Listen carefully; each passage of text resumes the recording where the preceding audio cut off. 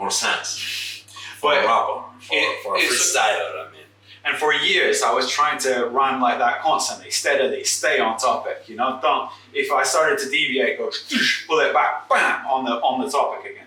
And it was then the question was, how do you keep talking about the same thing for an extended period of time? And the truth is, we can't. You know, if we were just talking, then we'd be able to do it. And you could talk for probably look at how long we're talking about freestyling right now. Yeah. And so it's like at some point you run out of the content. Like you explain enough, you make the picture of it. Yes, exactly. At some point. But it was about changing my brain so that it kind of, how would I call it? Like a thesaurus, you know? So imagine I was going to describe the window, and I'm talking about the rain hitting the window, right? Yeah. But then in my brain, I might start to talk about the rain, and my brain would go like window, glass, pane. Then I'll be like the rain hitting the pane. You know what I'm saying? And so it's like a tick, tick, tick, tick, thesaurus in your brain of all these similes. And if you sit inside this cloud, it's like a semantic cloud, if that makes sense. It's a cloud of all associated terms, you know, around an idea. And it's like you're kind of swimming around in there and you're reaching in the dark for words that sound the same or have the same color as the word you just said. You know what I'm saying? Mm-hmm. Yeah, it's really interesting. Because for me, it's totally. I think, like you say, you made your own weapons to defend yourself from the environment you were in, and when I started doing freestyle, which I started super late, I never had that pressure.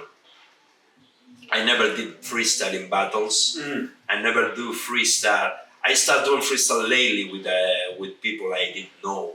But in the beginning, always was between friends. Yes. And people I like, and people you have confidence with. And nobody was like fucking around, or not too hard. And if they were like a battling each other, was like a kind of a consent. Yeah, and a joke, and fun. In a joke. But you don't really have the necessity to do that battle. So I never did it.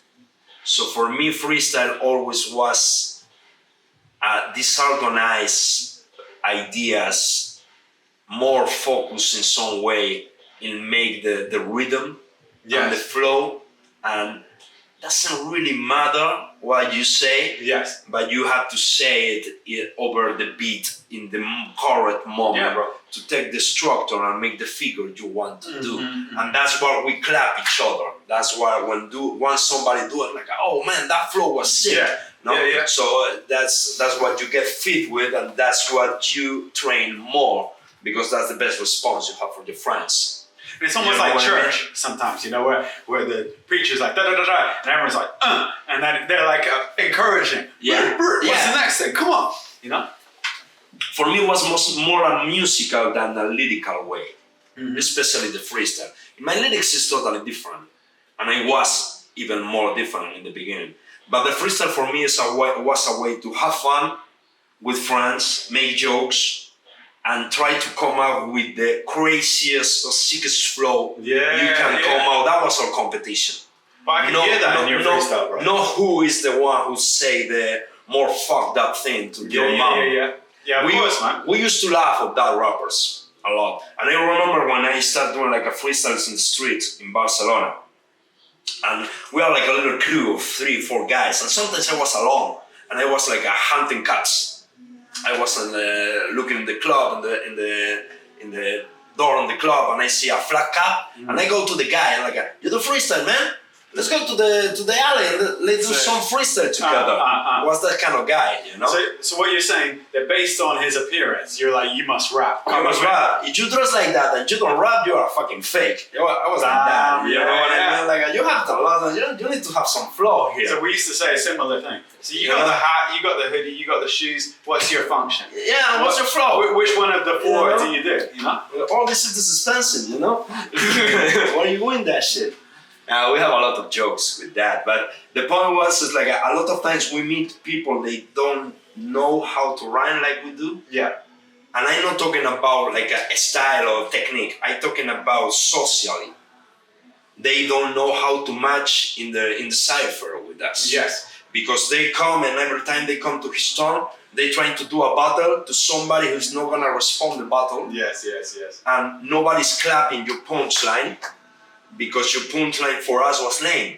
Yeah, bro. Your punchline was like we always have a laugh with like it's one example I'm the shark and you are the piranha. Yeah. I would laugh with that shit. Like, I mean, we can be like, and that was the kind of punchline they like. And for us, like that was nothing. You know what I mean? Course, so this guy Ryan, nobody clapped him, nobody give the hand, nobody give the hug, and the next guy start to rapping about aliens, the city lights, and whatever concept. But he started to do it with structure, with flow, with patterns. You know what I mean? With musicality, and everybody lost the mind. And everybody, wow, man! And these guys get like a man. I think I was thinking I know how to rap. I look like I know with these guys.